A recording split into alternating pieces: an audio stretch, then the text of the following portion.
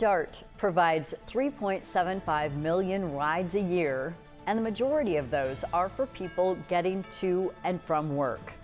Now, DART is asking for public input after releasing its Reimagine DART draft bus network. Now, the new route system that would take effect in summer 2026. WHO 13's Adriana Torres joins us live with more. Yeah, well, the Reimagine DART proposal would cut bus routes by more than half. So they'd go from 27 routes to just 10 in this major redesign. And their goal for this is to make the system more usable, make rides faster and more reliable.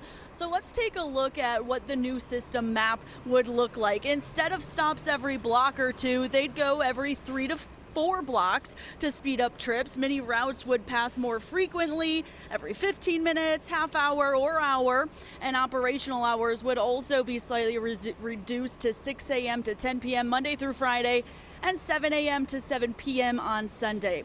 So service hours are reduced by 10%. The redesign would also help the struggling budget. It would decrease slightly from $45 million a year to $43.7 million.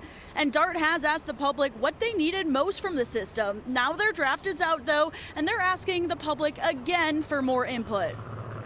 Previously, we know a lot of people used to commute 9 to 5 to the office. That has really changed. We see a lot more riders using DART to get to retail and service jobs, and they need to travel at all times of the day, 7 days a week.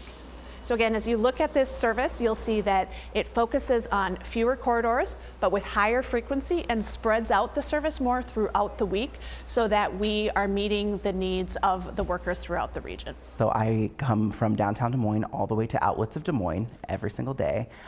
So I ride an entire line basically, and that can be, a 45-minute commute. And I think the ridership can increase through making these faster. And it's a really big deal for anybody, not just myself or the people on track, to be able to put in their input to the actual people who are making the network.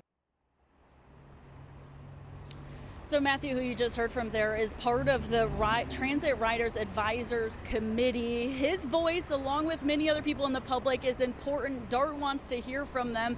In fact, they're encouraging people to go to their website and take the survey. Look at the map, of course, take the survey. That website is reimaginedartdsm.com. They're also going to be holding some public meetings throughout the month of September. But again, they want the public information. They're hoping to have a plan approved by the end of the year, and then all this would go into effect summer 2026. So many people rely on public transit, really want to drive people to that survey. Adriana, thank you.